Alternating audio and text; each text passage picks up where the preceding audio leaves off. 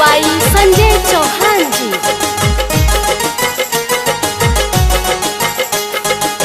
ABC की शानदार प्रस्तुति।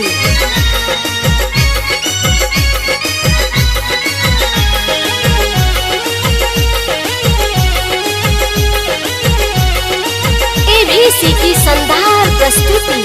नीतीश जी बंद कैले दारू त खुश भैली घर के मेहरारू हो। नीतीश जी बंद कैले दारू त खुश भैली घर के मेहरारू हो।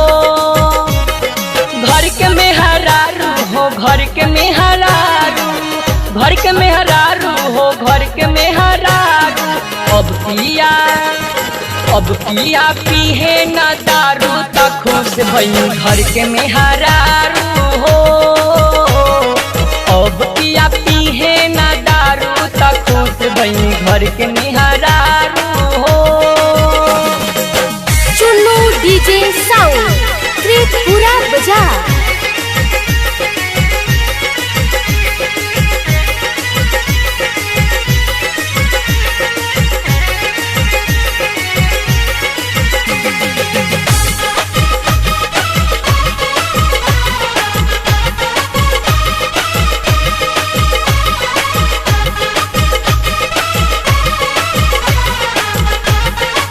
एबीसी की शानदार प्रस्तुति।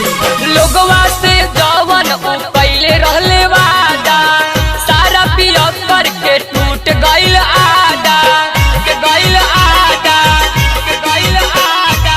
लोगवा से जवन कैले रहले वादा, सारा पिया करके टूट गइल आदा। पहले पिया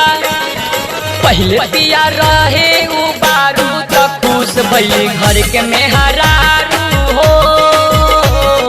पहले पिया रहले उ बारू त खुश भइली घर के मेहरारू हो। चुन्नू डीजे साउंड त्रिपुरा बाजार।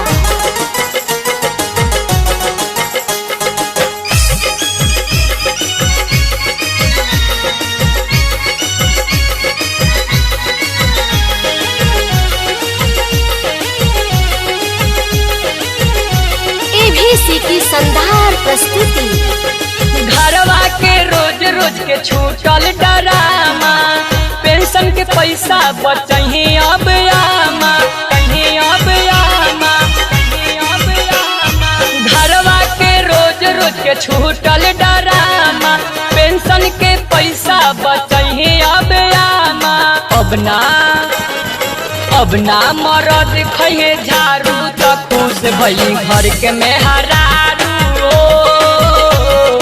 अब ना मरद खइहे झाड़ू त खुश भइली घर के मेहरारू हो। चुन्नू डीजे साउंड त्रिपुरा बाजार।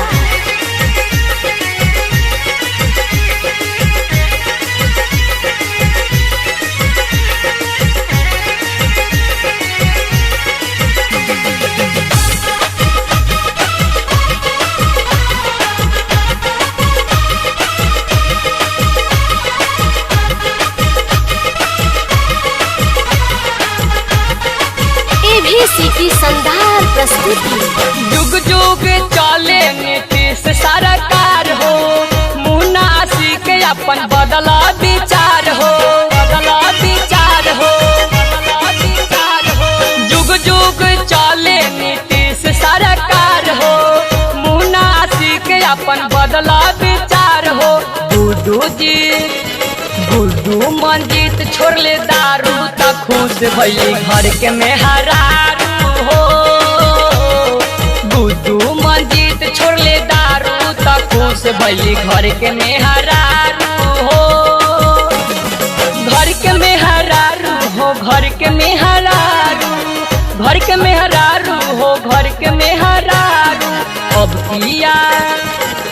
पिया पीहे न दारू त खुश भइली घर के मेहरारू हो।